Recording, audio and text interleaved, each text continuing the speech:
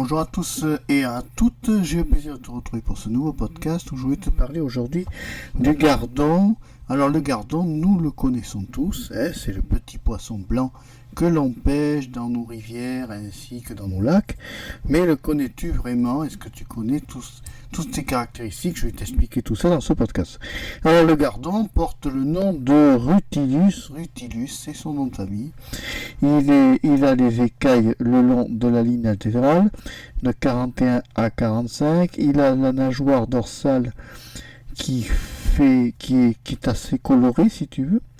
Et tu as l'avantage du gardon, c'est que tu peux pas te tromper. Il a les flancs rouges. Tu sais, il y a les bordures des nageoires sont rouges. Alors il est tout petit, c'est pas un gros poisson. Mais enfin, néanmoins, malgré ses 10 à 25 cm quand même de taille, tu peux avoir des gardons qui font jusqu'à 1 à 2 kg. Ça, c'est les gardons Big Mama comme bien manger. Donc après, le gardon, c'est un petit poisson blanc, donc attrapable à la canne à coups. Classique, ça vit dans la rivière comme dans l'étang. Tu le trouveras dans les canaux aussi généraux en France, il n'y a pas de problème. C'est pas un poisson qui est extrêmement rare car il a un taux de reproduction assez rapide. Il a aussi Rutilus a une particularité, c'est qu'il vit en banc.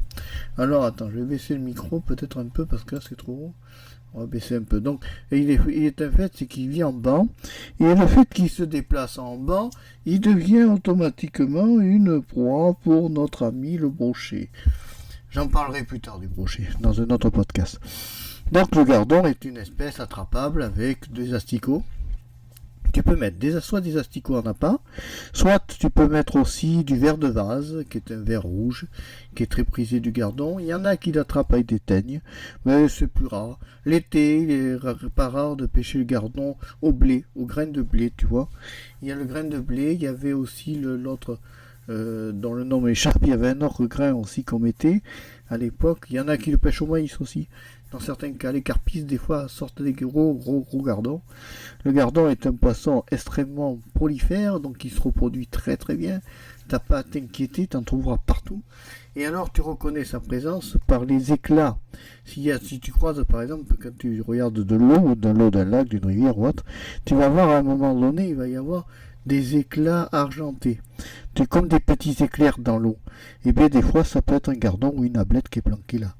Donc, ne pas hésiter quand tu vois des gardons comme ça, à lancer ta canne à pêche, t'as pas de souci. Alors, on le rencontre où? Dans les eaux stagnantes et les rivières à courant lent. C'est quelque chose de classique. Le gardon est un peu partout.